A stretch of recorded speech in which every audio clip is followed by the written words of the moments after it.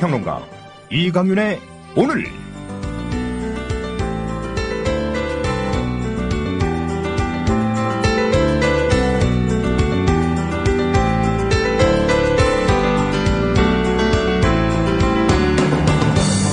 안녕하십니까, 이강윤입니다.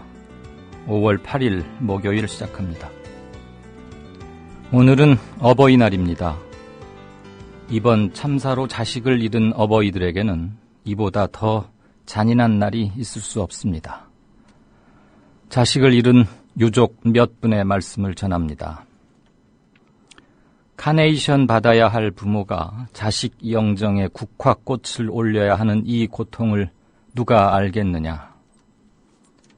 내게 이제는 어버이날이 없어졌다. 다른 모든 상처는 시간이 지나면 아물기 시작하는데 왜 이 상처는 갈수록 더 아픈 건가요? 뭐라고 위로의 말씀을 드려야 할지, 용기 내시라는 말씀은 너무 형식적인 것 같아서 차마 입이 떨어지지가 않습니다. 광고 듣고 시작하겠습니다. 몸에 좋은 흑마늘을 조합원들께 소개합니다. 대한민국 국민의 건강과 맛있고 영양 많은 식탁 문화를 만드는 자연 먹거리 마을의 대웅산 흑마늘. 방부제, 소금, 설탕도 가미하지 않은 100% 천연 발효식품. 흑마늘 가공 신지식 농업인장 강기표가 만든 대웅산 흑마늘. 조합원들께는 20% 할인해드리며 수익금의 10%는 미디어 협동조합에 기부를 합니다. 문의는 055-863-2321. 검색창에 자연 먹거리 마을을 검색하세요. 조합원 관조님 신청 광고입니다. 안녕하세요. 성주에서 30년간 참외 농사를 지은 부모님과 제가 정성 들여 키운 성주 참외를 조합원들께 소개합니다. 참외엔 면역력 증진에 좋은 폴리페놀, 노화 방지에도 좋은 항산화 물질이 있고 태아에 도움이 되는 엽산 등 많은 좋은 성분들이 있습니다. 10kg과 5kg 상품이 준비되어 있으며 조합원 여러분께는 무료 배송에 할인된 가격으로 드립니다. 문의는 010-6269-7154. 상품 가격은 다음 블로그 관조 참외를 검색해주세요. 네, 지금부터 약 3시간 전인 오늘 오후 2시 30분경 대학생들이 박근혜 대통령 퇴진, 특검 관철 등의 구호를 외치며 서울 광화문에서 기습 시위를 벌였습니다. 이들은 모두 전원 연행됐습니다. 새정치연합의 새 원내대표에 박영선 의원이 당선됐습니다. 여성으로서는 첫 원내대표입니다. 새누리당 소속의 한선교 의원이 위원장을 맡고 있는 상임위에서 KBS 수신료 인상안을 야당 불참 속에 날치기 상정했습니다. 이런 것들과 함께 세월호 소식 다 알아보겠고요. 진짜 인터뷰 시간에는 KBS 수신료 인상을 두고 최진봉 성공회대 교수를 연결해서 좀 짚어보겠습니다. 말씀하시고 싶은 거나 제안 많이 기탄 없이 올려주십시오.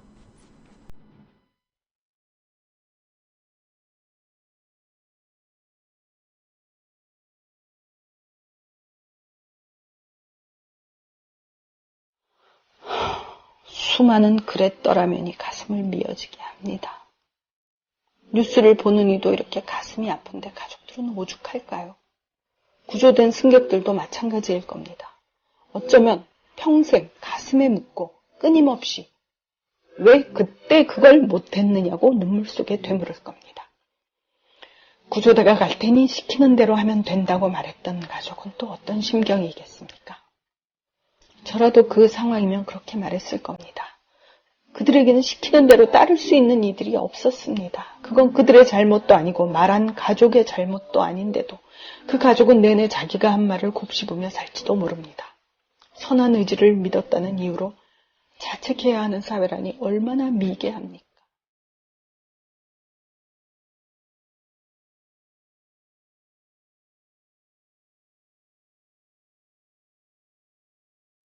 국민라디오 서화숙 3분 칼럼의 일부분입니다. 미디어 협동조합 전 임직원은 세월호 참사 피해자와 그 가족에게 깊은 위로를 전합니다.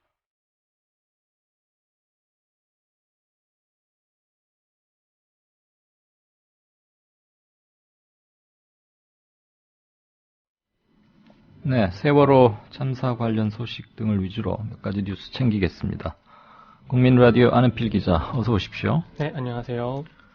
오늘은 소조기에 접어들어서 좀 기대가 컸는데 기대와는 달리 네. 시신 수습을 아직 한 구도 못하고 있다면서요? 수색 상황 좀 정리해 주십시오.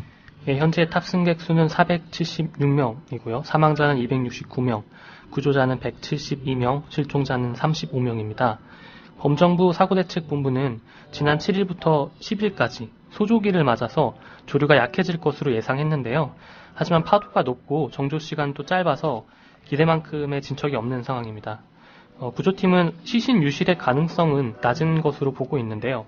침몰 지점인 7km에서 60km 해역에서 닷자망, 쌍끌이 저인망, 안강망 등으로 구축한 시신 유실 5중 저지망에 아직까지 희생자가 발견되지 않고 있다는 점을 이유로 들고 있습니다.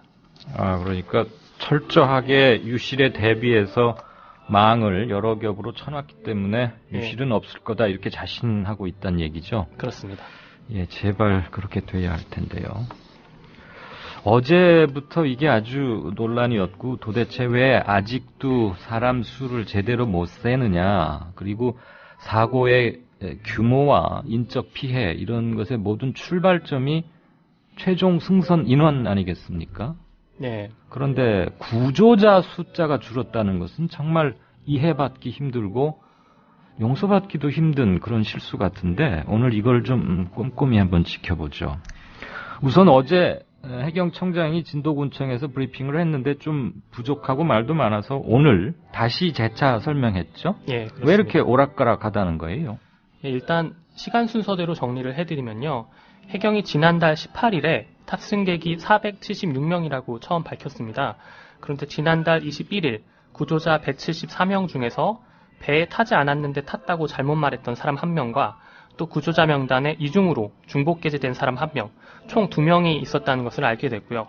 구조자 수는 이때 이미 172명이었고 탑승객 수도 474명으로 줄었다고 보시면 됩니다. 이어서 지난달 21일 그리고 23일에 중국 동포 이모 씨와 한모 씨의 시신이 수습됩니다. 그런데 이 2명은 탑승 명부에도 아예 없던 그런 분들입니다. 그래서 탑승 명부에 없었던 이 2명을 더하게 되니까 탑승객 수는 다시 476명으로 18일에 해경이 발표한 숫자와 동일해진 겁니다.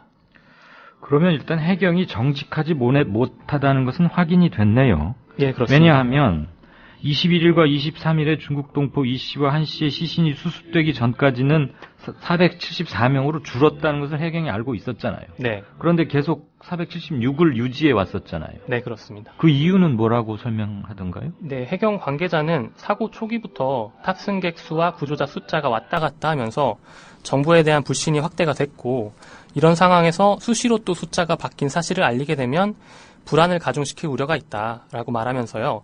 숫자가 바뀌었지만 그것이 정확한지 검증하는 과정이 필요했다고 말했습니다.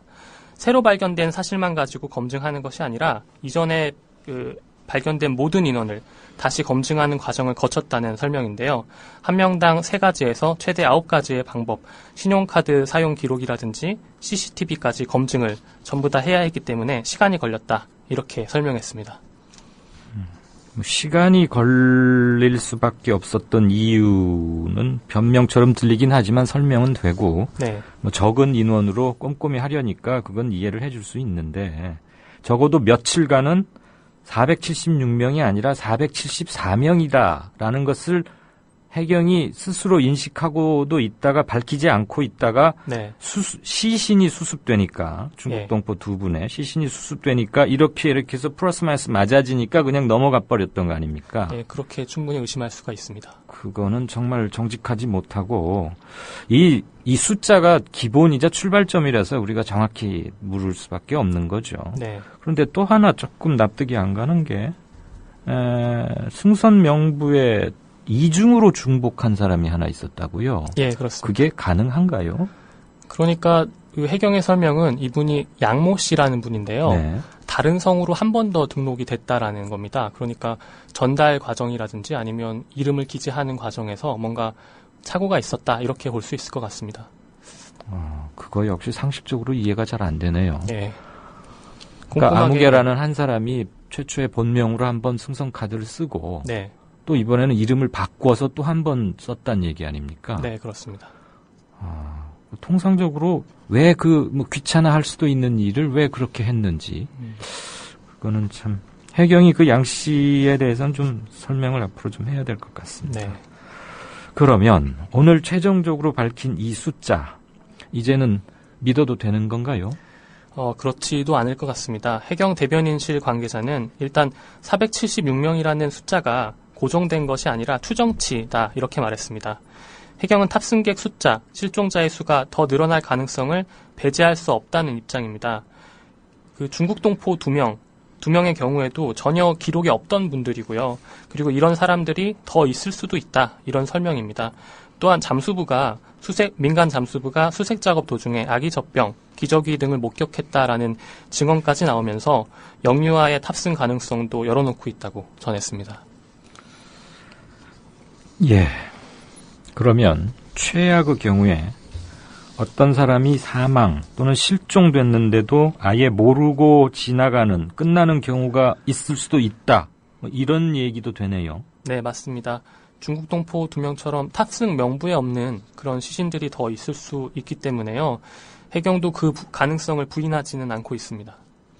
그러면 도대체 몇 명이 탔고 몇 명이 구조됐고 몇 명이 사망 확인은 적어도 틀리지 않겠죠. 시신이 네. 있으니까. 네. 근데 몇 명이 실종됐고 몇 분이 시신이 영원히 이건 최악의 경우를 네. 상정하는 수습되지 않았다는 것을 끝까지 모를 수도 있다는 가능성이 있다는 얘기죠. 네, 그런 가능성도 충분히 있습니다. 이게 2014년 대한민국 경찰 행정의 현 주소군요. 통탄스럽습니다. 그럼 만약에요. 하나 더 물어볼게요. 네. 유실된 시신이 만약에 생긴다면 그게 누구인지 모를 수도 있겠네요. 예, 그럴 수도 있습니다. 그리고 해경 관계자에 따르면 그 자신의 가족이 세월호에 탔다라는 네. 신고가 네. 많이 들어왔다고 합니다. 그래서 이런 부분들도 검증을 하고 있기 때문에 현재까지 파악되지 않은 시신들도 있을 수 있고요. 그리고 극단적인 경우라는 단서를 달긴 했는데 유실된 시신이 생긴다면 아예 그야말로 사라져버릴 가능성도 부인하지는 않았습니다. 네. 검증 과정을 거치기 위한 것이라고, 그러니까 꼼꼼히 대조하는 것이라고 좀 늦어졌다고는 했지만 결국 해경 얘기를 종합하면 최소한 보름 정도 동안 해경이 거짓말한 셈이군요. 예, 맞습니다. 구조자의 숫자가 줄어서 탑승자 수가 줄었던 것이고 다시 탑승 명부에 없었던 2명의 시신이 발견이 되니까 탑승자 수 그리고 실종자 수가 늘어난 겁니다. 탑승자 수를 476명으로 유지하기 위해서 발표를 미루고 또 시기를 조정한 것 아니냐 이런 의혹을 사고 있습니다. 예. 또 해경은 이미 돌아가신 2명의 중국 동포 이 두 분을 사망자가 아니라 실종자다라고 어제 밝혔었는데요. 해경 관계자는 이에 대해서 중국 동포 2명은 이미 사망자 명단으로 포함이 된 상태였고 탑승객 숫자가 늘어나면서 실종자 숫자가 늘어난 것이다 라고 설명했습니다. 그리고 중국 동포 2명이 발견이 돼서 실종자가 2명 늘었다라고 발표한 어제의 그 발표가 거짓말은 아니었다라고 말은 했는데 이게 충분히 오해를 살 수 있는 표현이었다라고 또 잘못을 인정하기도 했습니다. 오해를 살 수 있는 표현이 아니라 사망자를 실종자라고 했으니까 그건 명백히 거짓말인 거죠. 네, 맞습니다. 아까 제가 잠깐 말씀드렸는데 오늘 오후 서울 광화문 세종대왕 동상 기습 점거 시위 그 소식 좀 전해주시죠. 예, 오늘 오후 2시 30분쯤에요. 서울 종로구 광화문 광장에서 감리교 신학대 학생 8명이 사다리를 이용해서 광화문 광장 세종대왕 동상에 올라갔습니다. 학생들은 아이들을 살려내라, 유가족 요구안 전면 수용하라, 특검을 실시하라, 박근혜 정권은 퇴진하라 등의 구호를 외쳤고요. 또 성명에서 300명이 넘는 시민이 세월호와 함께 수장됐다. 스스로가 정부의 통수권자임을 망각한 채 정부의 책임을 묻는 이 무능력한 대통령에게 우리가 무엇을 기대할 수 있겠는가. 정부는 유가족들의 요구사항을 전면 수용하고 특검을 실시하라. 불법 정권, 무능 정권, 박근혜는 퇴진하라. 이렇게 말했습니다. 이에 대해서 경찰은 곧바로 병력을 투입했고요. 학생 전원이 연행됐습니다. 경찰은 학생들을 서대문 경찰서에서 현재 조사 중인 것으로 전해지고 있습니다. 네. 5시 45분인데요. 청취자 한 분께서 질문을 올리셨습니다. 안 기자, 이거 뭐 준비가 돼 있으실지 모르겠는데 최민수님께서 질문입니다. 관련 뉴스를 못 봐서 그러는데 그나마 깨끗한 시신 부검한다고 가족들이 그랬었는데 어떻게 됐나요? 이렇게 물으셨네요. 네, 가장 최근의 소식은 제가 정확하게는 모르겠는데요. 시신 부검 같은 경우에는 유가족들의 동의에 따라서 유가족분들이 원하는 경우에만 이루어지는 것으로 알고 있고요. 그건 당연하죠. 네, 그리고 시신이 깨끗한 경우에 아무래도 그 사망한 지 시간이 얼마 안 지났다라는 것을 의미하기 때문에 그런 부분에서는 진행이 되고 있는 것으로 알고 있습니다. 아, 지금 국과수에 넘겨서 부검을 진행하고 있다고요? 네, 자세한 것은 더 파악을 해봐야 되는데요. 예. 네, 초기에 시신들이 막 나오기 시작할 초기에 몇몇 유가족께서 도저히 믿을 수 없다. 정확한 사망 시간을 알아야겠다. 이게 사건 원인 전체 규명에도 굉장히 중요할 테니까. 그래서 부검하겠다고 했고 몇 분이 찬성했다는 소식까지는 있었는데 부검 얘기는 좀 확인을 해서 속보를 챙겨보도록 해야 되겠군요. KBS 수신료 인상안 날치기 안건 상정한 것 그것 좀 짧게 마무리 좀 해주십시오. 예, 한선교 미래창조과학 방송통신위원회 위원장이 오늘 KBS 수신료 인상안을 날치기 상정했습니다. 한 위원장은 야당 의원이 불참을 알렸는데도 개회를 강행했고 25분 만에 안건을 단독 상정하고 대체 토론, 법안 심사 소위 회부 등의 절차를 속전속결로 끝마쳤습니다.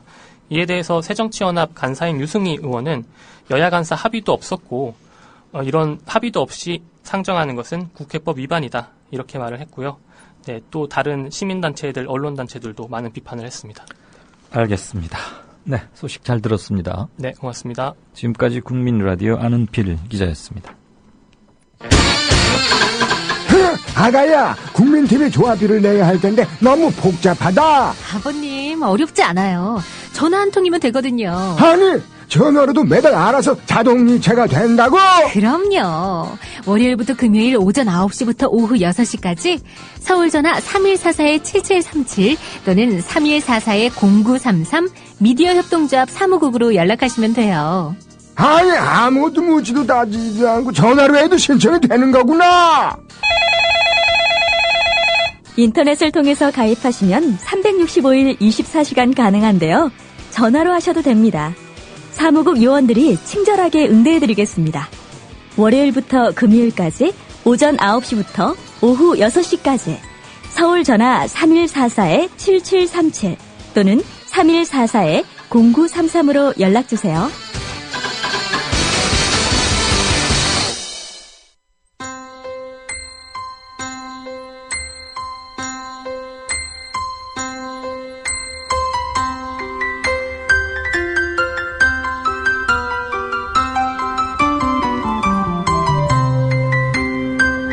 국민라디오 이강윤의 오늘 날씨 이야기입니다. 오늘 진도 해역은 안개가 낀 가운데 바람은 초속 6에서 10m로 강하게 불고 있고 물결은 0.5에서 1m로 일고 있습니다. 내일은 맑은 날씨가 이어지겠고 오늘보다 바람과 파도가 더 약해질 것으로 전망됩니다. 그 밖에 대부분 지방은 오후 들어 맑은 가운데 동해안 지방과 영동 지방은 건조주의보가 계속되고 있습니다. 오늘 한낮 기온은 서울 20도, 대구 24도 등 평년 기온보다 낮습니다. 내일 아침 기온은 오늘보다 2도에서 6도 정도 더 낮을 것으로 보입니다. 반면 낮 기온은 오늘보다 1도에서 4도가량 높겠습니다. 일교차가 큰 만큼 건강관리에 유의하시기 바랍니다. 그리고 주말 사이 전국에 비가 오면서 서늘해지겠습니다. 토요일 오후 호남과 제주도를 시작으로 비가 내리겠고 일요일에는 전국으로 확대되겠습니다. 비는 월요일 오전까지 길게 이어지겠습니다. 지금까지 변현주였습니다.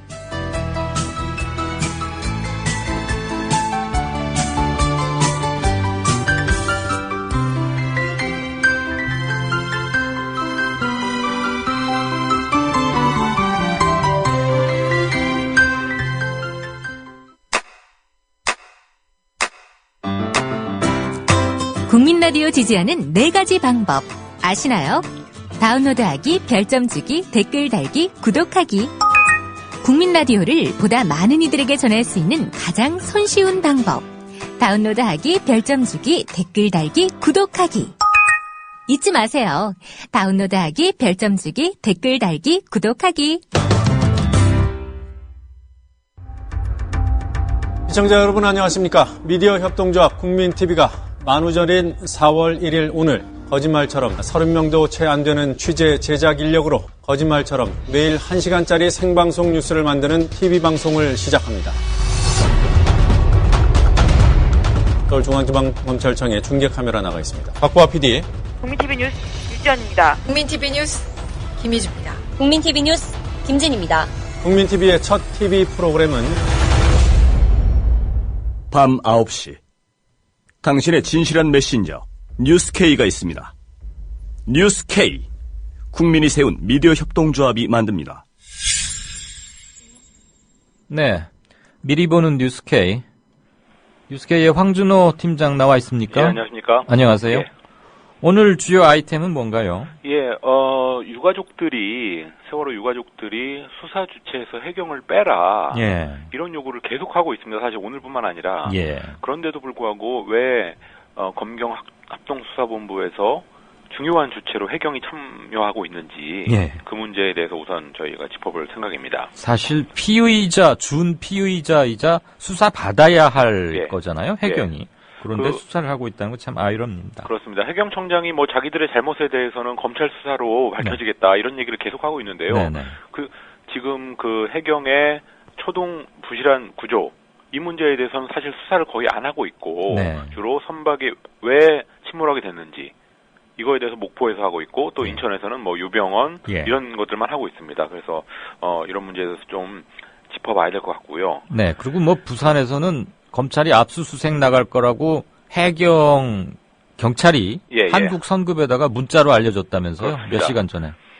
예, 그리고 이런데 어떻게 당연히 수사에서 검경에서 빠져야 되겠죠. 그렇습니다. 그래가지고 오늘 아침에 CBS 라디오 인터뷰를 보니까 고 박수현 군의 아버지는 자기가 위패를 뺐다. 정부 합동분향소에서. 네네. 그런데 오늘 또 그 안산 합동분향소를 취재하고 있는 PD 얘기를 들어보니까 그 KBS에서 보도본부장이 그 이번 사고를 교통사고에 비유해서 무리를 일으켰지 않았습니까? 근데 KBS 사장과 그런 사람들이 분향소에 조문을 오겠다 이렇게 해서 다른 지금 유가족들이 그 자기들도 위패를 빼겠다. 이렇게 강력히 반발하고 있는 그런 상황이 있다고 합니다. 야, 이것도 뭐 사태가 계속 커지고 아무튼 KBS는 정신을 못 차리네요. 그 젊은 주니어 기자들은 성명도 내고 했던데. 예, 그런 상황을 포함해서 안산 합동분향소에서 벌어지는 일들 그리고 오늘 서울 시내에서도 여기저기서 대학생들이 그 시위도 했고 또 참교육 학부모회에서는 카네이션 반납하는 그런 퍼포먼스도 했고 그래서 그런 것들을 좀 종합적으로 모아서 보도해드릴 예정입니다. 알겠습니다. 예. 또 오늘 국방부가 무인기 결과를 발표했습니다. 예. 당연히 북한이 했다고 했는데 지난번에 중간 수사 결과 때는 스모킹 건을 발견하지 못했지만 어쨌든 북한 거다라고 했는데 오늘 스모킹 건이라고 해서 내놓은 게 북한에서 출발점과 도착점의 좌표를 내놨습니다. 예. 그래서 뭐 그게 무인기 안에 있는 메모리 칩을 분석해 보니까 출발점과 도착점이 다 북한 지역이더라. 라는 겁니다. 그런데 보니까 자료가 사실은 북한 어느 특정 몇 개 지점의 좌표, 동경몇도 그것만 나와 있더라고요. 그래서 이걸 어떻게 이게 그럼 진짜 무인기에서 나온 건지 그 칩이 뭐 그런 아주 기초적인 얘기조차 안 하고 그냥 북한에서 이거 해보니까 여기가 북한이더라. 그러니까 북한에서 보낸 거다라는 결론을 내렸습니다.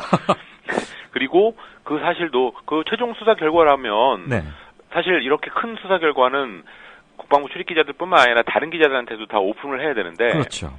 오늘은 예고 기사도 못 쓰게 했고 그래서 이걸 아는 그냥 아름아름으로 해서 갈 수밖에 없는 상황이었고요.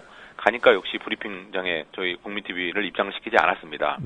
그래서 나중에는 이제 항의를 강하게 하면서 뭐 얘기를 하긴 했는데 어쨌든 그런 국방부의 전후 과정이 굉장히 석연치 않은 게 있어서 이런 점에 대해서 리포트를 준비했습니다. 뭐 서두르고 급하긴 급한 모양이네요. 그런 기본적인 세월호 팩트도 참사를 계기로 해서 이것저것 골치 아픈 일들을 좀 아니 가장 중요한 기본적인 팩트를 제대로 안 갖춘 채 지금 최종 수사 발표를 한다는 거 아닙니까? 예, 그렇습니다. 그 저의가 뭔지까지 북한의 어느 지점을 찍어서 여기는 동경 몇 도, 북이 몇 도다. 라고는 누구나 다 할 수 있는 겁니다. 근데 그렇죠. 그걸 해놓고 최종 이게 스모킹건이다라고 주장하는 그런 상황입니다. 국방부의 서두른 설익은 발표의 저의까지를 함께 좀 짚어주시면 좋겠습니다. 예. 네, 이상입니까? 예, 이상입니다. 네, 3시간쯤 후에 텔레비전 뉴스로 좀 더 소상히 보겠습니다. 고맙습니다. 예, 9시에 뵙겠습니다. 네. 예. 지금까지 뉴스K의 황준호 뉴스팀장이었습니다. 동아일보 해직 언론인의 모임인 동아자유언론 수호투쟁위원회 김종철 위원장. 그는 국민TV 스튜디오 입구에 붙은 글귀를 감격 어린 눈으로 지켜봅니다. 그것은 자신들이 1974년 10월 24일 편집국 입구에 게시한 동아투의 결의문 사본이었습니다. 저기 스튜디오에 사진을 걸어놓은 거 보니까 저희 113명이 해직 당할 때 그것이 부당하다고 항의하시다가 자진 사퇴하신 송건호 선생님, 중앙정보부에서 받은 고문 때문에 파킨슨씨 병으로 몇 해 전에 돌아가셨고, 왜 국민TV는 40년 전 동아투의 결의문을 입구에 붙였을까요? 그 투쟁 정신을 이어받아 공정 언론을 건설하겠다는 의지 때문입니다. 이것이 어디 미디어 협동조합 몇몇 임직원만의 숙제이겠습니까? 죽은 언론인의 사회에 역사를 살아가는 모든 시민에게 던져진 사명일 것입니다. 미디어 협동조합의 조합원이 되주십시오. 국민.tv에 접속하시면 됩니다. 2014년 4월 1일은 한국 언론사의 역사적인 날이 되리라고 생각합니다. 동아투의 사람들 뒤에서 여러분이 원하는 모든 일을 힘껏 도와드리길 약속드립니다.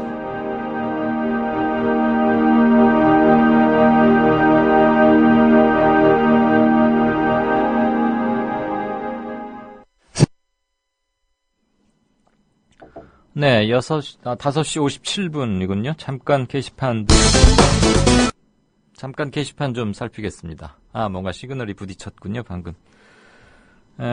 궁금해님께서는 시위로 안 되면 결국 화염병과 돌이 날아다녀야 하겠군요. 다시 60 항쟁의 시대가 돌아오는군요. 라고 써주셨네요. 결연히 싸워야 한다면 결연히 싸워야 하겠지만 그 지경까지 가지 않고서 해결이 되어야 하겠죠. 그런데 현 국정 담임 세력들이 이 사태의 본질을 정확히 인식하고 문제점이 뭐고 그 상황 인식에 있어서 국민들 정서와 동일하게 가야 할 텐데 그 점이 많이 걱정입니다. 몇몇 징후들을 보면 아직도 제대로 정신을 못 차리고 사태의 심각성을 잘 모르고 있는 게 아닌가 하는 생각이 듭니다. 행복한 둥이맘님께서 5시 49분에 올려주셨네요. 조금 길지만 중요해 보여서 말씀을 드리겠습니다. 광화문에서 참교육 학부모회가 성명을 발표하고 청와대로 카네이션을 전달하려 했는데 경찰들이 2중, 3중으로 막아 어쩔 수 없이 시청으로 발길을 돌렸죠. 그런데 종로경찰서 경비과장이란 자가 인도로 행진하는 것은 일반 시민들의 보행에 피해를 주므로 불법이라고 하대요. 그리고 해산하지 않으면 다 잡아가겠다 이렇게 말했습니다. 누구의 세금으로 빌어먹고 사는 경찰인지 모르겠습니다. 따끔하게 꼬집어 주셨는데요. 그 종로경찰서 경비과장 좀 들어야 되겠는데요. 아니 그럼 사람이 인도로 다니지 차도로 가란 말입니까? 그리고 일반 시민들의 보행에 피해를 준다고요? 피해 안 주고 열지어서 잘 의사표현하는 것조차도 모른단 말이에요? 이 평화적 시위에 관한 집회 및 법률에 관한 그 조항이나 법도 모르는 사람이 지금 종로경찰서 경비과장을 하고 있어요? 경찰청에다가 정식으로 뭔가 얘기를 해야 되겠군요. 활발한 견해 올려주시는 거 감사하고요. 어제 신경민 의원과 인터뷰할 때 몇몇 분의 의견을 반영하지 못해서 조금 죄송한데요.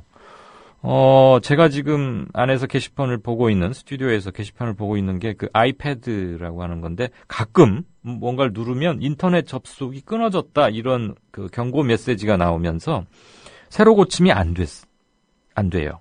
그래서 못 본 것도 있었다는 것을 뒤늦게 말씀드립니다.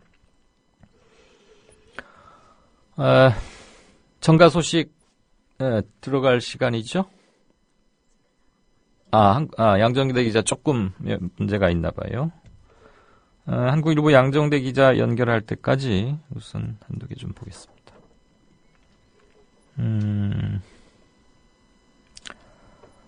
투게더님께서는 새정치민주연합의 박영선 의원은 믿음이 가지만 그 옆에 간신배들을 하고 괄호 썰고 두 사람의 이름을 적었는데 그 두 사람이 누군지는 아실 것 같아서 제가 읽지는 않겠습니다.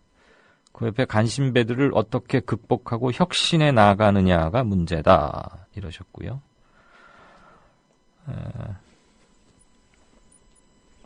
네.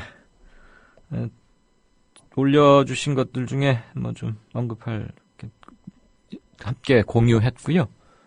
뉴스의 재구성 들으신 다음에 정가 산책 이어가도록 하겠습니다.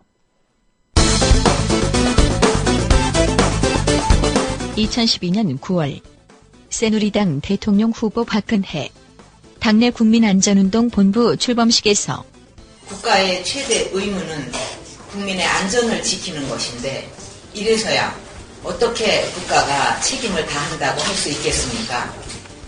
저는 이 문제야말로 촌각을 다퉈서 시급히 처리해야 할 최우선 민생 현안이라고 생각합니다.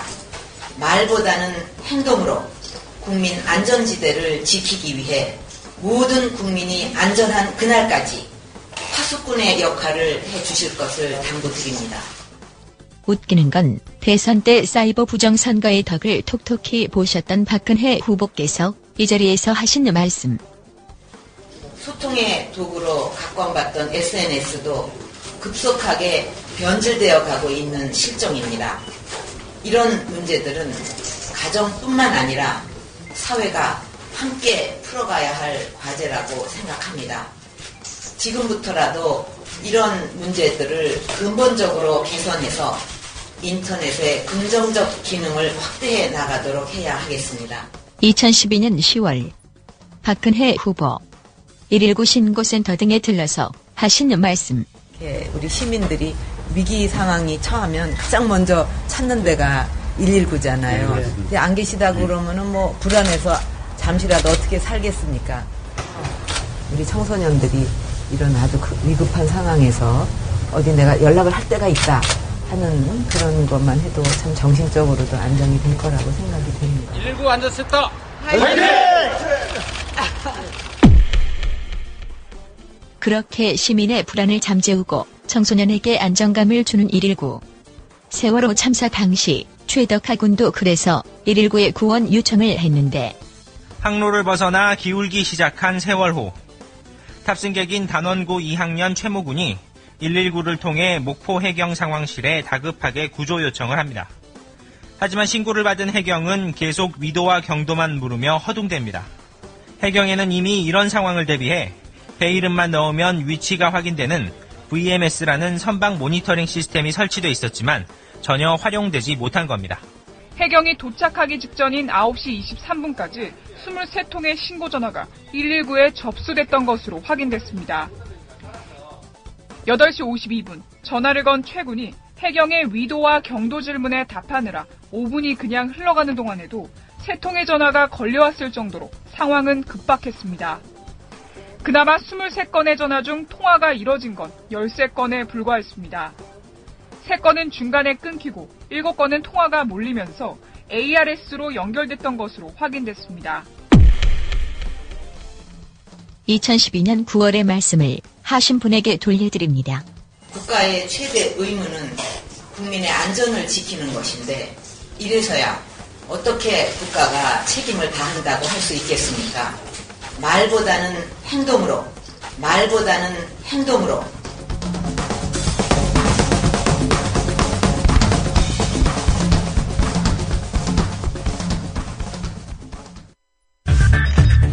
이강윤의 오늘. 이제는 정가 산책으로 함께합니다.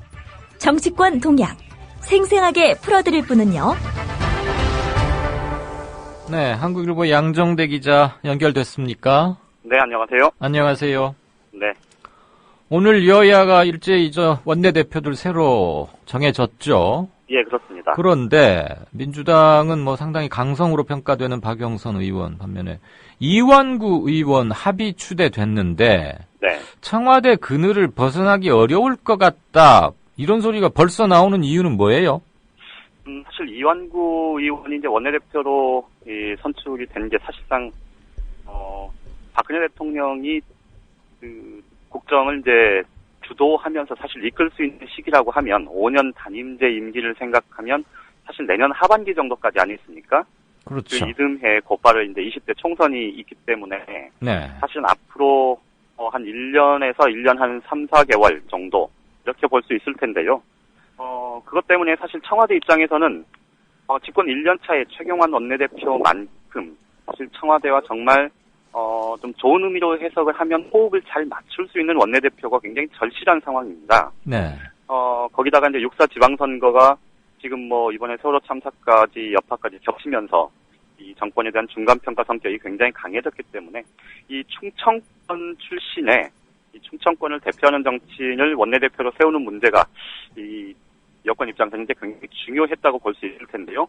그동안에 뭐 다들 아시겠습니다만은 남경필 지금 경기지사 후보 그리고 해양수산부 장관으로 가 있는 이주영 의원 이 쟁쟁한 그리고 아주 오랜 시간 동안 이 원내대표를 준비해 왔던 이런 경쟁자들을 사실 청와대가 뭐 중진 차출설 또 내각 입각 뭐 이런 것들을 통해서 신종 경쟁자들을 배제시킨 그런 상황이었다고 봐야 맞을 겁니다. 네. 그래서 결국은 오늘 이제 이완구 의원이 원내대표로 합의 추대가 됐는데요. 지금 보면 사실 동네 통반장들도 뭐 선출을 하기도 하고요. 초등학교 반장도 대부분 다 선거하지 않습니까? 예. 그런데 이 집권당 150석이 넘는 이 과반 의석을 갖고 있는 집권 여당의 원내대표 합의 추대를 한다. 이게 좀 사실 상식적으로 납득이 좀 안 가는 그런 거고 또 더군다나 중요한 문제는 그동안에 이제 당내에서 이거 단일 후보 될 가능성이 높다 이런 얘기가 나오면서 초재선 의원들을 중심으로 해서 아니 합의 추대가 뭐냐 최소한 찬반 투표를 하고 정견을 듣고 우리가 필요한 거 질문도 하고 답변도 좀 들어보고 찬반 투표 정도는 최소한 해야 되는 것 아니냐 이런 얘기가 있었는데 이게 딱 없어졌습니다. 그냥 그것도 안 했단 말이죠? 그렇죠. 오늘 10시에 의원총회 열어서 뭐 인사말들 하고 이러고 그냥 박수치고 합의 추대로 끝났거든요. 이완구 이제 신임 원내대표가 오늘 합의 추대된 이후에 곧바로 기자간담회를 열어서 취임 일성으로 이런 얘기를 했습니다. 세월호 참사에 적극적으로 수습하는 데 나서겠다는 것하고 함께 이 당정청 관계를 재설정할 필요가 있다. 그래서 박근혜 정부의 성공을 위해서 열심히 노력하겠지만 그 과정에서 박근혜 대통령에게 고언도 마다하지 않겠다 이런 얘기를 했는데요. 그런 거는 늘 하는 소리 아니에요? 그렇죠. 사실은 어떻게 보면 뭐 정말 그 아주 다른 생활 사나이들 얘기 딱 그거 아닙니까? 예. 그런데 이제 이완구 의원이 뭐 다들 아시겠습니다만은 친박계로 분류가 되긴 하지만 사실 친박 원조로 당내 세력 기반, 지지 기반이 굉장히 확실한 그런 상황은 아니거든요. 거기다가 지금 원내 수석 부대표로 오늘 김재원 전 전략기획 홍보본부장이 이제 내정이 됐는데요. 검사 출신에 왜 술 마시고 뭐 기자들하고 대변인 임명된 날 뭐 사고 쳤던 그 김재원 의원 말하는 거예요? 예. 지금까지 전략기획위원장을 했었죠. 그 김 의원을 누가 그렇게 되게 예뻐하나 봐요. 명이 참 길고 사고를 쳐도 계속 중용하네요. 오늘 이제 그 원내 수석 부대표가 됐는데 이 김재원 의원의 원내 수석 부대표 이 대표적인 친박계 핵심 실세 의원 중에 한 명 아닙니까? 네네. 청와대에서 이 김재원 원내 수석이 사실 청와대 의중이다. 이게 뭐 당 안팎의 뭐 대체적인 중론입니다. 알겠습니다. 김재원 양 기자 아까 이완구 대표 뭐 설명하면서 청와대와 호흡 잘 맞는다, 뭐 이런 말 하셨는데. 네네. 결국 청와대 말 잘 듣는 사람 골랐다, 뭐 이렇게 저는 들리는데, 그거 제가 잘못 들은 거예요? 그래서 제가 앞에 전제를 단 게 좋게 해석하면 이렇게 말씀드린 겁니다. 아니, 좋게 말고 그냥 저는 정확하게만 듣고 싶어서요. 세월호 참사 관련해서요. 네네. 박영선 의원 얘기도 한번 좀 듣고 넘어가야겠네요. 예, 결선 예. 투표까지 갔죠. 예, 그렇죠. 2등하고 네. 표 차이가 10표가 났던데, 네네. 계파별 표 갈림, 이런 거 좀 눈에 보였어요? 실제로 지금 의원들이 비밀 투표였으니까 꼭 계파별로 이렇게 표가 갈렸다 이렇게 단정지어서 말씀을 드리기는 좀 쉽지는 않지만. 그러게요. 대체로 지금 이 계파 간의 표 갈림 현상이 좀 나타났던 거는 분명해 보입니다. 그러면 어느 계파에서 박영선 의원을 딱 밀었댑니까? 지금 박영선 의원의 최대 지지 기반이라고 하면 예. 그 수도권 중심의 초재선 의원 그룹입니다. 또 비례대표 의원들도 상당수 들어 있는데요. 예. 이들 의원들은 사실 특정한 계파에 소속돼 있다기보다는 예. 사실은 좀 어떻게 보면 진보 개혁 노선 쪽에 좀 가까운 좀 성향상으로 분류가 되는 그런 의원들이라고 할 수 있는데요. 예. 오늘 1차 결선 투표에 올라간 게 이제 노영민 의원하고 박영선 의원 2명이었는데요. 노영민 의원이 1차 투표에서 얻은 표가 28표였습니다. 네. 그리고 박영선 의원이 59표, 52표였는데요. 3등을 했던 사람이 최재성 의원인데, 최재성 의원 같은 경우는 27표입니다. 그러니까 노영민 의원하고 한 표 차이인데. 아이고, 아슬아슬했군요.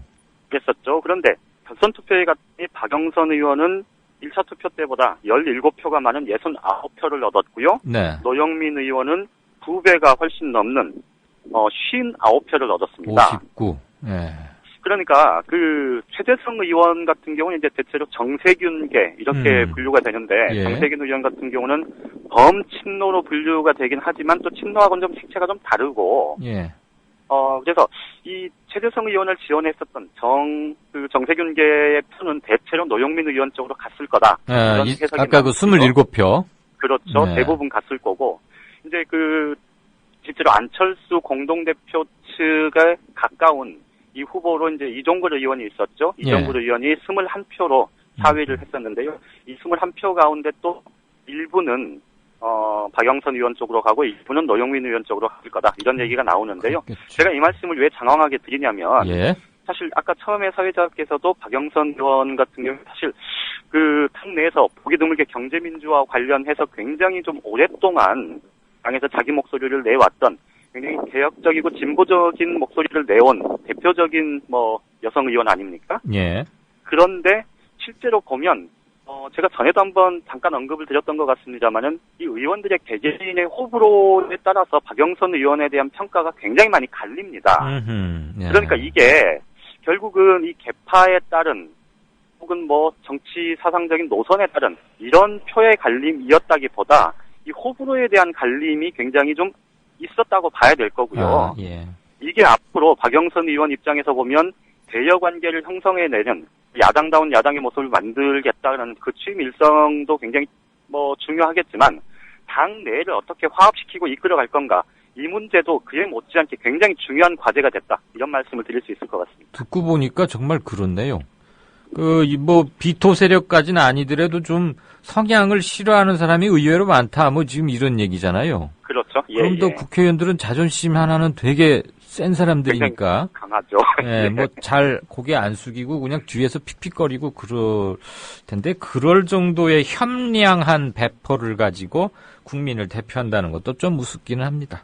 어쨌거나 잘 해 나가기를 바라겠고요. 지금 두 원내대표가 풀어야 할 것은 역시 국정조사나 특검 문제 아닐까 싶은데. 네, 그렇습니다. 네. 새누리당이 오늘 국정조사나 특검보다는 세월호 참사 특별법 제정 카드를 강조했어요. 이 말은 특검 안 하려고 지금 물타기 하는 겁니까? 진정성이 있는 겁니까? 오늘 새정치민주연합이 이제 특별법 제정을 강조한 건데요. 네. 박영선 신임 원내대표가 오늘 기자간담회를 하면서 새정치연합 제가 지금 예. 박영선 신임 원내대표가 오늘 기자간담회를 통해서 이제 특별법 제정 이게 내가 해야 할 첫 번째 과제다 이런 얘기를 했습니다. 예. 국정조사는 이제 특검 문제가 사실은 정치권에서 좀 일각에서 조금씩 얘기는 나왔었지만 이게 본격화되지는 않았던 게 사실 이 세월호 참사 애도 분위기 속에서 이게 자칫 정략으로 비치거나 정치 공세로 비칠 것에 대한 그런 야권 내에서의 우려가 좀 있었기 때문인데요. 예. 그게 이제 유가족들이 안산 정부 합동 분향소 앞에서 침묵 시위를 하면서 실제로 지금 이 검찰도 수사를 하고 있고 검경합동수사본부도 사고 원인 수사하고 검찰은 그 유병헌 세무그룹 그쪽 관련해서 수사 계속 하는데 근데 정말 중요한 거는 이 진상을 철저히 규명하는 것 아니냐. 사고 초기에 왜 사고가 일어났는지 그리고 사고 초기에 왜 구조가 늑장되면서 구조가 늦어지면서 이 살릴 수 있었던 아까운 생명들을 다 잃게 만든 그 진짜 원인이 뭐냐. 이제 이 부분에 대해서 반드시 특검이든 이 국정조사든 국회 차원에서 청문회든 이런 거 통해서 진상을 규명해달라 이런 요구를 이제 하고 나선 거죠. 그러면서 이제 야권에서 이걸 받아서 특검이나 이 국정조사 얘기를 해왔는데요. 그런데 엊그제부터 지금 유가족들이 특별법 제정 쪽으로 좀 입장을 조금 정리를 해가기 시작하고 있는 것 아닙니까? 유가족들 말이죠. 그렇죠. 예. 유가족들이 이제 이렇게 정리를 한 건 이 단순히 특검이나 이 국정조사 이게 자칫 정쟁으로 흐를 가능성 이런 것들에 대한 우려도 지금 굉장히 크기 때문일 텐데요. 예.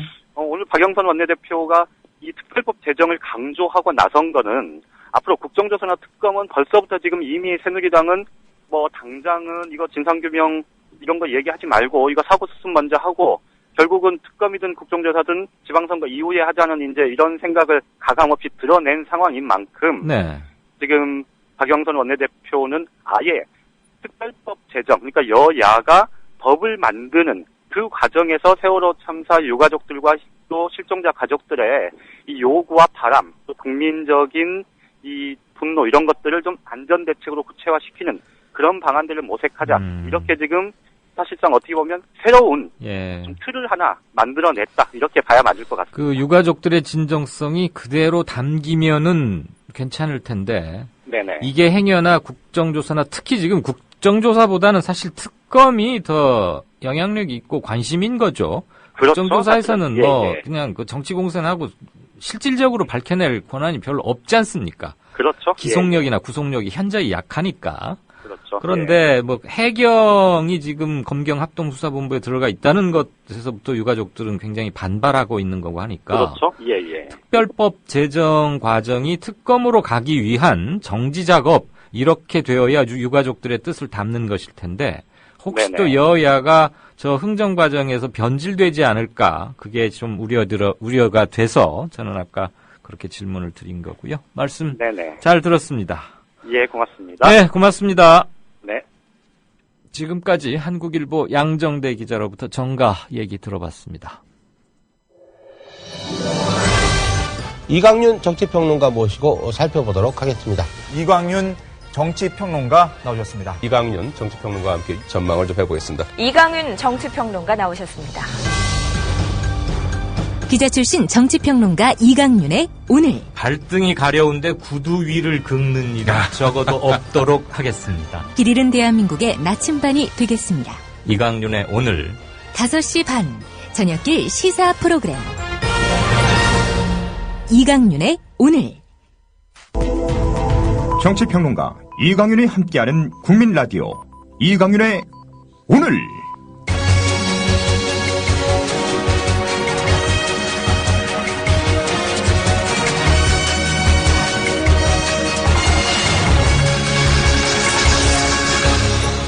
이광윤의 예리한 시각. 이제는 뉴스의 행과 간을 짚어냅니다. 네, 6시 19분 막 들어가고 있습니다. 행과 간 시작하기 전에요. 게시판에 오동님께서 6시 7분에 광화문 세종문화회관 죄송합니다. 세종대왕 동상 좌상을 기습 점거하고 있던 학생들 사진을 찍어서 올려주셨네요. 아마 어디 통신사 사진인 것 같긴 한데 학생들이 들고 있던 펼침막에는 유가족을 우롱하는 박근혜는 물러가라 이렇게 쓰여 있었습니다. 유가족 우롱. 네. 기습점거 시위 이런 말을 들으니까 8, 90년대 생각이 나고 다 잊어버린 줄 알았던 시위 이런 것들이 아직도 우리 학생들 사이에 면면이 있다는 것도 또 확인이 되고 만감이 교차합니다. 오늘 첫 번째 행간은 세월호 국가특별위원회 구성을 제의한다라는 제목의 한겨레 신문 와이드 사설입니다. 우선 그 중에 일부를 들으시겠습니다.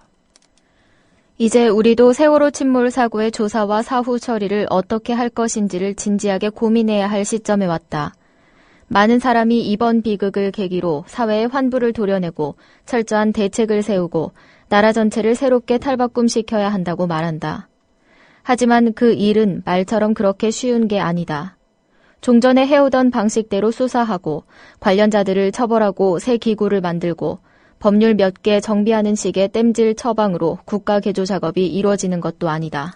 네, 저도 한결에 오늘 이 사설의 큰 의미에서 괴를 같이 합니다.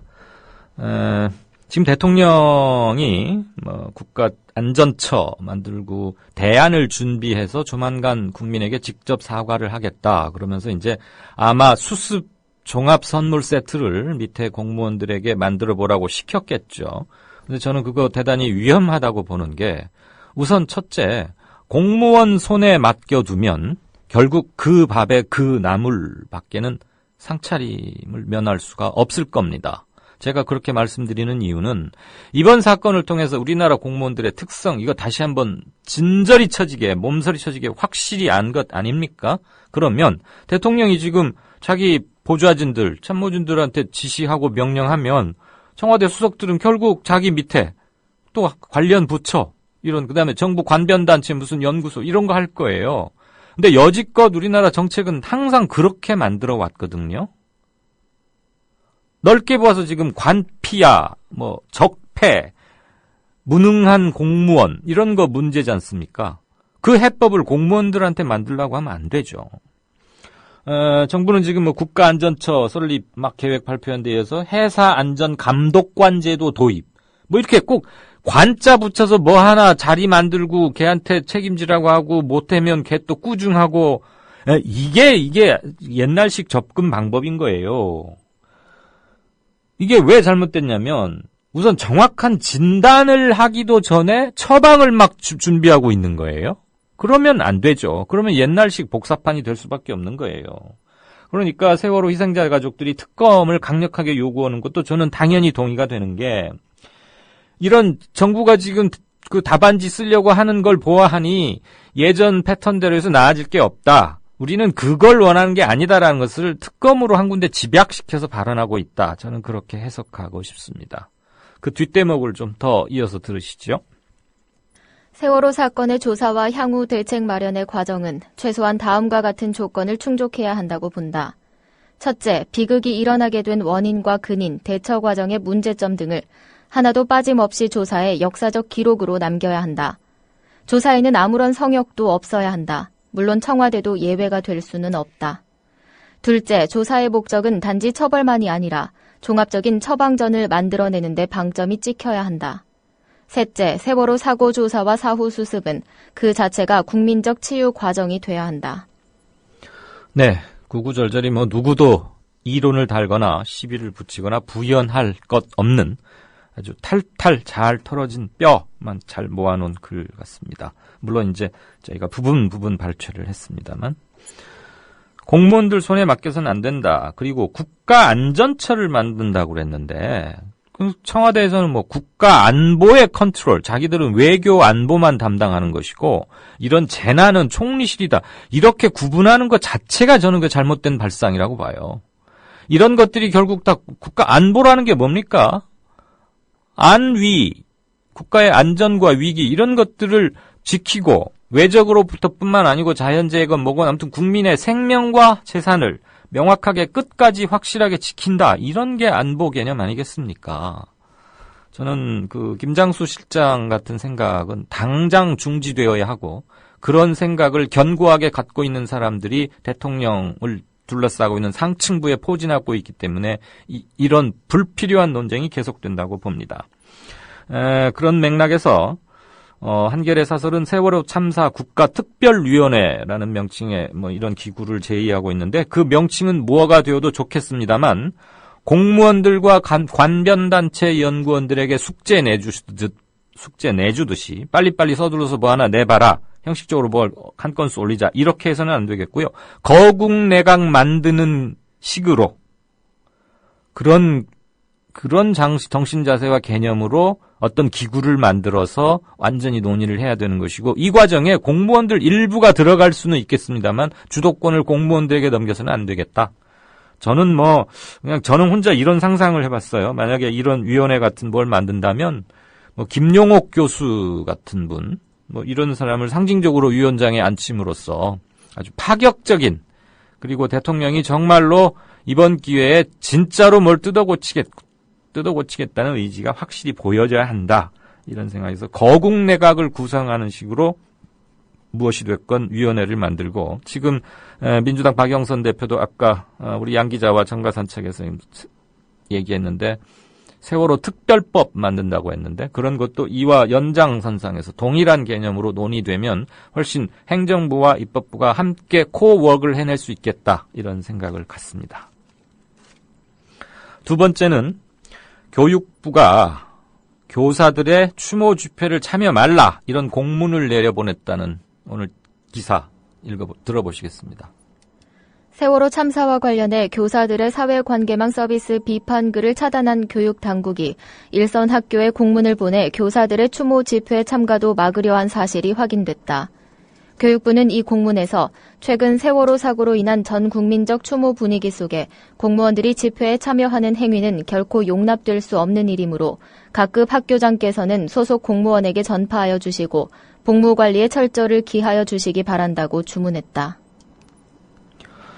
네. 이래서 공무원들, 공직사회가 불신받는 겁니다. 4년 전 천안함 때도 이랬던가요? 공무원들 추모, 참배 이런 거 하지 말라고 공문 내보내고 그랬었습니까? 제 기억으로는 그런 거 전혀 없었거든요.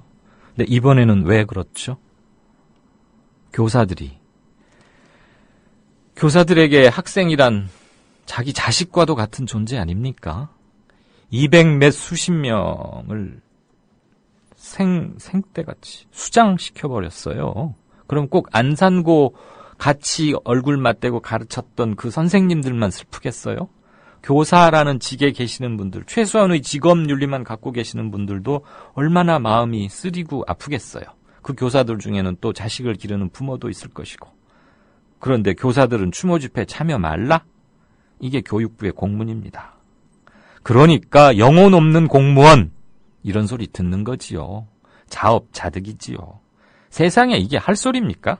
그 교육부 장관이란 사람, 주차장 어느 사진 보니까 이렇게 한 대씩 대거되는 걸 가로로 해가지고 주차장 3칸인가, 이렇게, 그거 물론, 기사가 그랬겠지만, 그런 걸 보면은 꾸짖어야죠. 장관이란 사람이, 아니, 자네 나를 지금,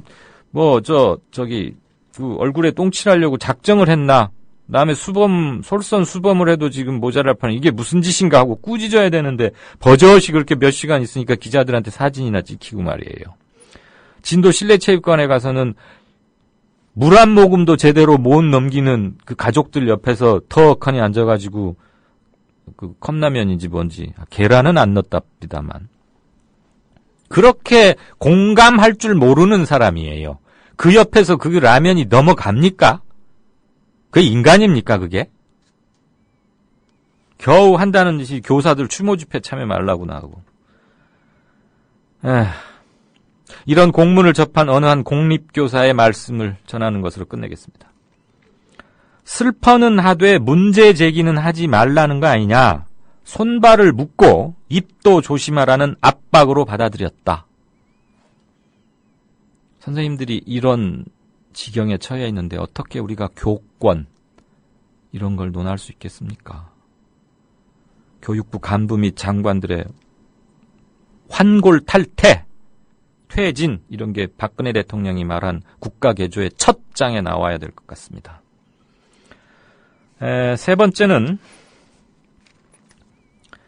검찰이 한국선급이라는 회사, 기관이 있죠. 그 선박 안전을 총괄지는 이제 국가 정부 산하기관이라고 할 수 있는 곳인데 거기 압수수색을 하려고 하니까 부산에 있는 해경 어느 경찰 하나가 한국 성급 법률팀장한테 막 문자 메시지를 보냈어요. 1시간 후에 간다. 빨리빨리 알아서 대비해라. 어처구니 없죠.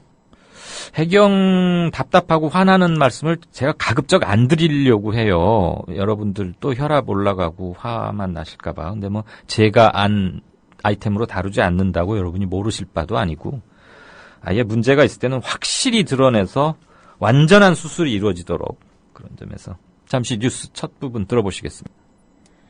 해양경찰이 한국 선급의 검찰 압수수색 정보를 미리 알려준 것으로 드러났다. 7일 부산지검과 해경에 따르면 지난달 24일 부산해경 이모 경사는 평소 알고 지내던 한국 선급 법무팀장에게 휴대전화 메시지를 보냈다. 1시간 뒤 압수수색을 간다는 내용이었다. 부산지검 관계자는 압수수색을 가보니 일부 자료가 없는 등 사전에 대비한 느낌이 들었다면서 이 때문에 수사에 지장을 받고 있다고 말했다. 그는 압수수색 1시간 전이 아니라 하루 전에 정보가 샌 정황도 잡았다고 덧붙였다. 해경은 정보를 흘린 이 경사를 감찰할 방침이다. 이에 더해 수사에 참여하지 않은 이 경사가 압수수색 정보를 알게 된 데는 또 다른 정보 유출자가 있을 것으로 보고 연결고리를 추적하기로 했다. 이거야말로 심각한 거죠. 수사 참여도 안 했는데 압수수색 정보를 어떻게 알았을까요?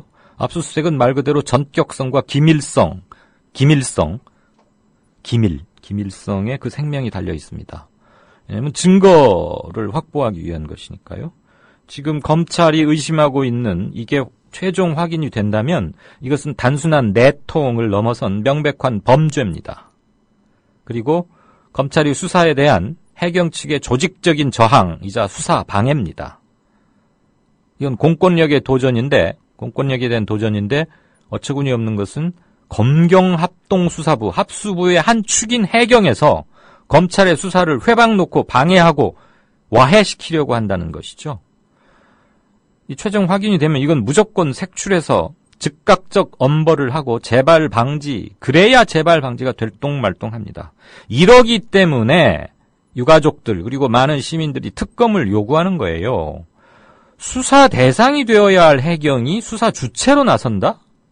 이건 누가 봐도 말이 안 되는 것이죠. 아까 뉴스K 황 팀장하고도 잠시 얘기를 했습니다만, 해경은 지금 사람 머릿수 세는 것부터 대응해가지고 선실 유리창 왜 안 깼느냐, 그리고 뒷짐만 지고 있고 시민이 커튼 끈하고 소방호스 연결해서 건지고 있는데 그거 도와줄 생각도 안 했어요. 자기들은 그 몸에 뜨는 슈트복 그거 입고 말이에요. 거기 한국 해경이라고 선명하게 찍혀있던 제복을 입고서 시민이 하는 걸 구경하고 있었던, A부터 Z까지 이번 해경은 모든 걸 했는데, 이거야말로 아주 결정적인, 이거는 적극적인 도전이자 범죄 행위입니다. 이것은 절대 무시해서는 안 되고, 검찰은 이거 확실히 함으로써 합수부를 해체하고 검찰 단독 수사 체제로 가거나 아니면 특검으로 가는 그런 계기가 되어야 한다고 봅니다. 평소에 얼마나 한국 선급에서 해경을 구워 삼고 유착 관계가 있었으면 이런 고급한 정보를 기밀하게 문자로 알려줬겠습니까? 안 봐도 뻔하지요. 다음 제가 고른 것은 현장에 가봤더니 KBS 기자는 기레기 취급을 받고 있다. 그러면서 KBS 입사 4년차 미만 막내급 기자 40여 명이 집단 반성문을 올렸다는 소식인데요. 기레기란 말을 저도 페이스북이나 어디서 많이 봤거든요. 그게 뭘까 하고 네이버에다 물어보기도 할까 이랬는데, 기레기라는 게 요번에 보니까 기자 플러스 쓰레기, 그래서 기레기라고 부르는 거더군요. 굉장히 이 말 듣고 저도 한때 기자였기 때문에 지금도 기자라고 생각하면서 일하고 있습니다만, 제가 제 아이들도 이런 용어를 볼 텐데 아빠를 어떻게 생각할까 그랬고, 참 무섭고 창피했고 통탄했고 그렇습니다. KBS 주니어 기자들의 얘기 일단 먼저 좀 들어보시죠. KBS에 입사 4년차 미만 막내급 기자 40여 명이 자사의 세월호 사고 보도에 대해 자성하는 집단 반성문을 올려 적잖은 파장이 예상된다. 7일 전국노조 KBS 본부에 따르면 2012년과 2013년에 입사한 38기부터 40기 촬영 취재 기자들은 사내 보도정보 시스템에 반성합니다라는 제목의 A4 12장 분량의 글을 올려 세월호 참사를 취재하며 겪은 일과 심정을 담았다. 38기에서 40기 40여 명이 동의해 10명이 대표로 쓴 글에서 이들은 KBS 기자는 기레기로 전락했다며 사고 현장에 가지 않고 리포트를 만들었고 매맞는 것이 두려워 실종자 가족들을 만나지 않고 기사를 썼다고 밝혔다. 이들은 KBS가 재난주간 방송사로서 부끄럽지 않은 보도를 했는지 반드시 반성해야 한다고 생각한다면서 9시 뉴스를 통해 전달하고 잘못된 부분은 유족과 시청자들에게 분명히 사과해야 한다고 밝혔다. 네. 이 4년차 미만이면 우리 신문사, 언론사 내에서는 그냥 저희들끼리로는 핏덩어리 이렇게 좀 부르기도 하고 아주 그냥 싱싱한 막내들 이렇게 하면서 한참 투지가 있고 잘 가르쳐서 좋은 언론인으로 이제 키워나가야 하는 것인데 역시 기백이 살아있는 것이고 이 KBS 주니어들이 위에다 그렇게 요구했죠. 토론회 하자. 그랬더니 말로는 일부 수용하겠고 이러겠다고 했는데 그 사람들 정말 구두선이었던 게 말이죠. 오늘 지금 오후에 KBS 간부들이 안산 합동 분향소에 분향 갔다가 분향 제대로 못하고 유가족들한테 쫓겨났어요. 이거 보십시오. 닉네임 21 이렇게 써주시는 분도 미디어 오늘 이용해서 지금 인용해서 올려주셨는데 저도 뉴스 뜬 걸 봤고요. KBS 주니어 기자들의 요구는 반성은 이겁니다. 단순히 잘 보도하지 못한 게 아니라 누구나 매번 잘하는 것을 기대할 수는 없죠. 기자들도 마찬가지예요. 항상 특종할 수 있나요? 잘 보도하지 못한 게 아니라 또는 오보가 아니라 KBS의 방송은 왜곡이었다. 의도적인 왜곡이었다. 그리고 그것은 결과적으로 유가족과 실종자 가족들, 사고 당사자 피해자들에 대한 제2차 가해자였다. 우리는 그들을 타격했다라는 거에 대한 절절한 정직한 고백인 겁니다. 그 고백을 통해서 거듭나자는 것이고요. 그렇기 때문에 제가 오늘 이 친구들의 성명서를 하나 골랐고 한두 대목만 더 읽어드리겠습니다. 이것은 저의 비평이나 설명이 필요할 대목 같지는 않고요. 이들의 기백이 제대로 반영될 수 있는 통로를 만드는 것, 그게 정치권과 시민들이 압력이 되어서 KBS의 상층부를 교체하도록 압력을 하고 언론인들에게 다시 직업윤리, 책임윤리를 회복하도록 해야 하는 것이겠죠. 어떤 기자는 대통령의 첫 진도 방문 리포트는 진도체육관에서 가족들의 목소리를 모두 없앴다. 거친 목소리는 사라지고 오로지 대통령의 목소리와 박수받는 모습들만 나갔다. 이렇게 말했고요. 대통령의 안산 분향소 조문 때는 조문객을 실종자의 할머니인 것처럼 편집해서 시청자들이 오해하도록 만들었다. 이렇게 반성이자 내부 비판을 했습니다. 또 다른 기자는 아무 내용도 없이 앵무새처럼 같은 말만 반복하는 중계차나 조간신문 베껴쓰기가 한국방송 KBS의 존재 목적에 부합하는가? 라고 정식으로 자기 자아 비판을 포함해서 상층부에게 비판의 칼을 겨누고 있고요. 또 다른 기자 하나만 더 읽어드리죠. 팽목항에서는 한국방송 KBS 로고가 박힌 잠바를 입는 것조차 두렵다. 어떻게 하면 시민들의 따가운 눈총과 질타를 피해갈지부터 고민하게 됐다.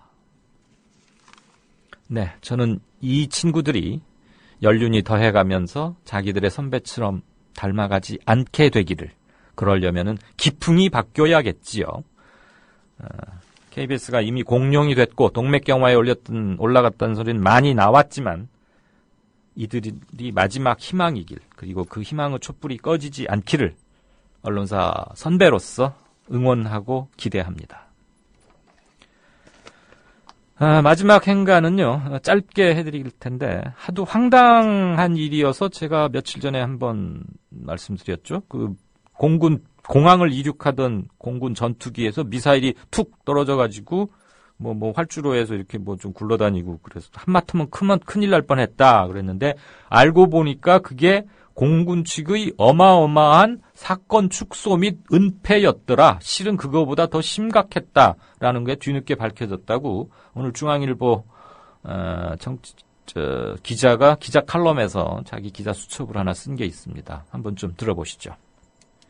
지난달 29일 공군 17 전투 비행단에서 F4 팬텀기가 이륙하던 중 미사일이 땅에 떨어졌다. 사고에 대해 공군 관계자는 미사일이 약간 손상됐는데 즉시 회수했고 별다른 피해는 없었다고 설명했다. 정말 그런 줄만 알았다. 공군에 수차례 확인했지만 대답은 같았다. 7일 추가로 확인된 사실은 그 이상이었다. 미사일이 툭 하고 떨어지고 끝난 게 아니었다.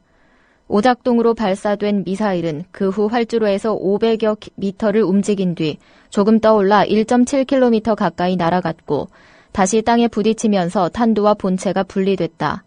이때 떨어져 나온 파편들이 주변 2.3km 반경에 흩어졌다. 공군이 처음 설명했던 상황과는 너무 달랐다. 처음에는 그랬잖아요. 이렇게 이륙하라고 그랬는데 뭐가 덜 조여졌는지 툭 풀러져가지고 그냥 좀 뭐 미사일 겉에가 좀 외관이 파손 뭐 찌그러졌다고 그랬는데 1.7km를 날아갔다는 거 아닙니까 미사일이? 와 이거 그래가지고 그 미사일은 그냥 날아가서 어디 부딪히면 터지나 안 그래도 저도 궁금했는데 이 기자도 당연히 궁금했겠죠. 알아보니까 폭발이 이제 그럼 잘못하면 폭발한 거 아니에요? 라고 기자는 당연히 물었을 거 아닙니까? 공군에서 말하기를 공대공 미사일 그러니까 아마 이제 공중에서 공중으로 비행기에서 비행기나 뭐 왜 공중에 있는 물체를 공격하는 미사일이겠죠? 공대공 미사일은 이륙 후에 랜딩 기어라는 것을 올리고 목표물을 조준해서 발사 버튼을 눌러야 폭발까지 된다. 참 쉬운 말을 어렵게 설명하는 것 같아요. 그 조준 발사 버튼을 안 눌렀으니까 터지지는 않는다. 뭐 이렇게 말하면 될 텐데. 어쨌거나 뭐 미사일이 한 총 토탈 2.3km를 날아갔지만 폭발 안 한 거 보니까 아주 천만다행이긴 한데 그 이제 발사 버튼을 누르지 않아서 터질 수는 없었다는 얘기 같아요. 그렇다고 해서 이번 사건이 유야무야 될 수도 없는 것이고 그러면 왜 뭐 기체가 낡아서 그랬는지 뭐 전선이 잘못돼서 그런지 왜 그런지 이유는 알아야 할 거 아니에요. 그래야 이런 일이 안 생길 테니까. 그러면 그거는 좀 조사엔 오래 걸린다 치더라도 첫날부터 이렇게 정직했어야죠. 안 그렇습니까? 뭐 우리나라 군이나 공무원 아무튼 나랏밥 먹는 사람들 은폐 축소가 몸에 배였어요. 쉬쉬하고 별거 아니야 그러고 자꾸 줄이고 그래서 그 순간만 모면하면 될 것 같다는 게 철저히 뼛골까지 박혀있기 때문에 세월호 초동 대처가 그렇게 엉망일 수밖에 없었고 번이 눈앞에서 배가 빠져나가고 있는 침몰하고 있는데도 들어가서 뭘 유리창을 깨서라도 뭔 짓을 해서라도 한 명이라도 건져올 생각 안 하고 그랬던 겁니다. 잠수사조차 데리고 오지 않고 첫 출동할 때 그냥 조그만 보트 하나 몰고 왔던 거예요. 이놈의 은폐 축소. 이 버르장머리 뜯어고치지 못하는 한 특별법 아무리 만들고 대통령이 뭐 호통치고 아무래도 백년 하청 걱정입니다. 그래서 제가 공무원들한테 국가 개조 플랜 만들라고 하면 안 된다는 말씀 그래서 드렸습니다. 네, 얼빠진 공군들 우리 세금 많이 쓰고 있는 곳 중에 하나입니다. 뉴스 행가는 오늘은 이 정도 하겠고요. 진짜 인터뷰 들어가겠습니다. 사람은 곧 하늘이다.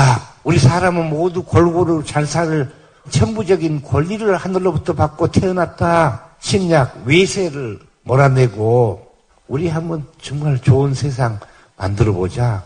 우리나라가 일본 놈한테 합방당하고 소위 한일 늑약이 맺어져가지고 나중에 나라를 다 뺏겼어요. 동학 농민들을 다 때려 죽였기 때문에 녹두꽃이 떨어지면 청포장수 울고 간다.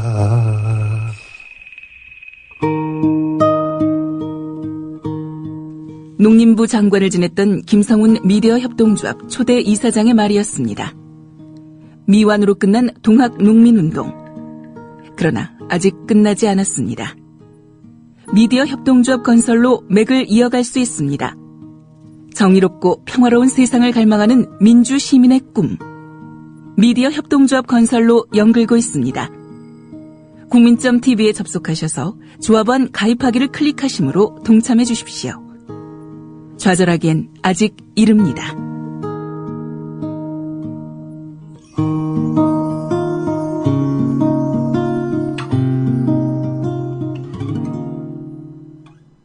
네.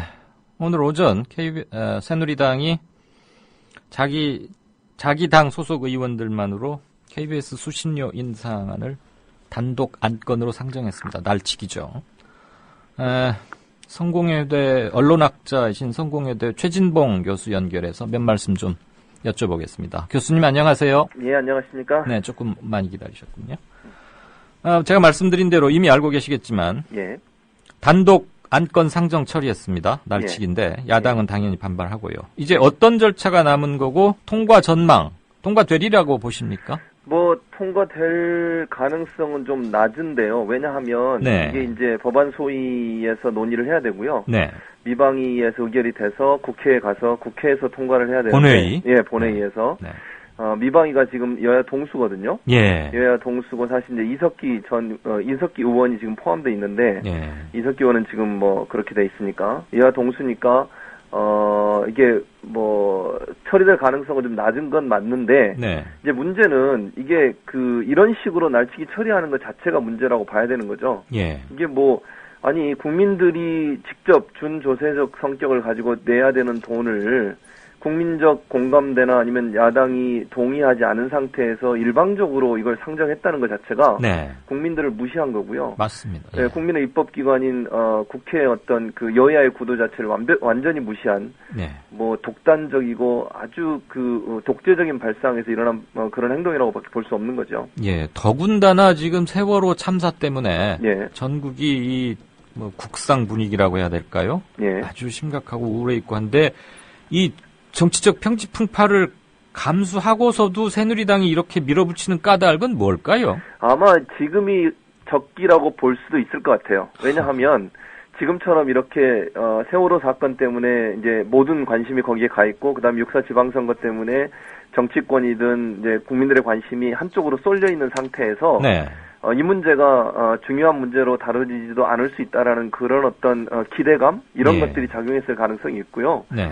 왜냐하면 다른 안건이 없을 때 수신료 문제는 엄청나게 큰 중요한 안건이 되니까 사회적 여론이 비등하게 올라갈 가능성이 있으니까 그걸 피해서 어찌 보면 이렇게 소위 아까 말씀하신 것처럼 상중인 그러니까 다른 사람이 신경 쓸 겨를이 없는 상태에서 아주 그냥 이런 기습적으로 상정을 해서 처리를 하려고 하는 시도를 한다고 볼 수 있겠죠.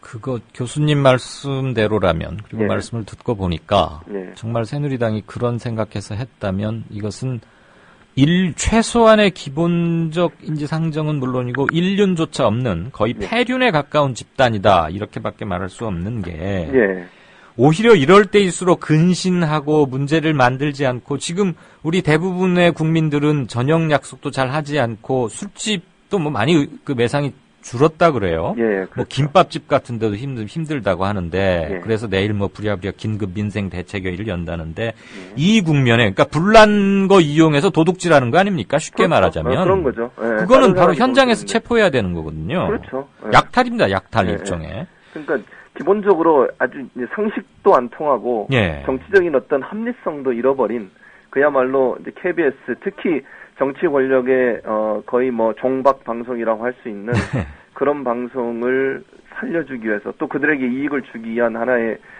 정치적인 어떤 태도라고 봐야겠죠. 그리고 너무 황당한 것은 아시는 것처럼 편성위원회 것만 해도 그렇잖아요.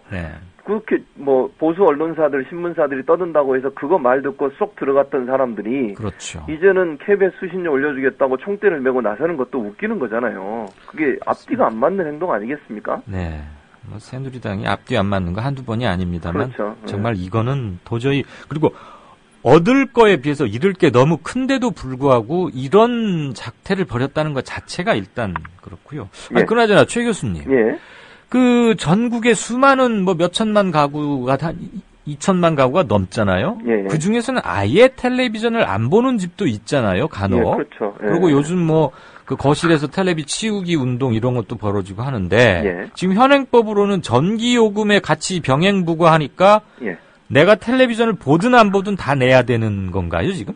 그런 상태죠. 왜냐하면 그거 잘못된 거 아니에요? 잘못됐죠. 그래서 늘 제가 주장하는 내용 중에 하나가 그거 분리한다고 주장하는데 이게 그러니까 KBS 입장에서는 수신료 거부 운동이나 안 내겠다고 하는 사람이 너무 많으니까 예. 이걸 받아내는 방법 꼼수를 쓴 게 결국 전기료에 그걸 포함시킨 거죠. 예. 그리고 그 한전에다 엄청난 돈 400억 원 이상의 돈을 또 지급하고 있거든요. 왜요? 무슨 명목으로요? 그거 이제 걷어주는 명목이죠. 아, 대리 징수해줘서 고맙다고? 그렇죠. 예. 근데 그게 EBS에 주는 수신료 그 중에 일부를 EBS에 주잖아요. 예. 그 돈보다 훨씬 많아요, 그게. 그럼 어처구니가 없는 거죠. 그리고 한전에서 예를 들어서 그거 걷는데 얼마나 돈이 들겠습니까? 요즘 다 뭐 은행에서 자동 이체되고 예, 아니면 그렇죠. 지로로 내는데 왜 400억이나 그게 들어갑니까? 그게 예전처럼 사람이 돌아다니면서 수신료를 걷는다면 예. 인건비라도 들어가지만 지금처럼 한전에서 그냥 가만히 앉아서 돈 400억씩 받아먹고 예. 또 EBS는 그거에 반도 안 되는 돈 주면서 예.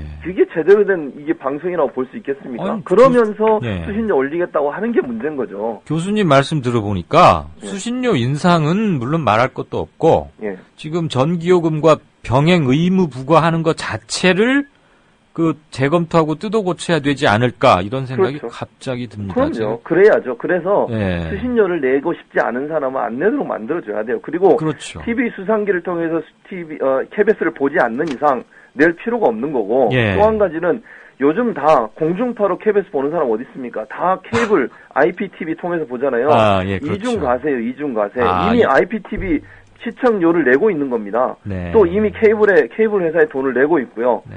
KBS를 공중파를 통해서 TV 수상기를 공중파로 받아서 볼 때만 수신료를 내야 되는 거예요. 아하. 그런데 지금은 TV 수상기 있는 집은 모두 다 지금 걷고 있는 상황이고 심지어 없는데도 전기료에 포함이 돼 있다 보니까 네. 안 낼 수 없도록 만들어놨고 또 한 가지는요. 지난번 감사에도 밝혀진 게 뭐냐면 안 내도 되는 사람들이 있어요. 예를 들면 저소득층이나 아니면 장애인 가족이나 이 사람들한테까지 돈을 걷었어요. 네. 이런 못돼 먹은 행동을 하는 KBS가 수신료를 또 올려달라고 하는 것 자체가 엄청난 후한무치한 행동인 거죠. 그렇습니다. 네. 오늘 그 KBS 그 주니어 젊은 예. 기자들이 낸 성명서 물론 보셨을 거고 교수님 연결하기 직전에 그거 다뤘습니다만 예. 이런 것들을 쭉 종합적으로 생각해 보니까 수신료 인상은커녕 예. 지금 야당에 새로 들어선 원내대표 예. 이 의무 병행 부과 이것부터 손봐야 되지 않을까 하는 생각이 그렇죠. 듭니다. 예, 맞습니다. 네, 오늘 그 실질적이고 이런 구체적 숫자를 인용해서 좋은 설명해 주셔서 대단히 감사합니다. 예, 감사합니다. 말씀 잘 들었습니다. 예. 지금까지 성공회대 최진봉 교수님과 얘기 나눠봤습니다. 5월 8일 어버이날 저물고 있습니다. 오늘 마무리를 해야 되겠네요. 한 말씀 드리죠. 김대중 정부 시절 지금 새누리당의 전신인 한나라당은 온로비 사건을 집요하게 물고 늘어져서 국회 청문회와 특검을 관철시킨 바 있습니다. 당시 특검에서는 앙드레 김의 본명 말고는 밝힌 게 별로 없어서 정권 흠집 내기용 특검으로 드러났지만 어쨌거나 당시 야당인 한나라당은 특검을 쟁취했었습니다. 그런데 지금 새누리당은 세월호 참사 특검에 대단히 부정적입니다. 수백 명 생자 같은 목숨이 고급 옷 몇 벌보다 가볍다는 겁니까? 야당은 배수진의 각오로 특검에 임해야 할 것입니다. 침몰해가는 배 안에서 단 한 명도 살리지 못했는데 유가족들의 이 특검, 이 마지막 소원조차도 들어주지 못합니까? 그렇다면 국민의 대표라는 국회의원직 그만두십시오. 이강윤의 오늘 저희가 준비한 순서는 여기까지입니다. 들어주셔서 고맙습니다. 내일 오후 5시 반에 다시 뵙겠습니다.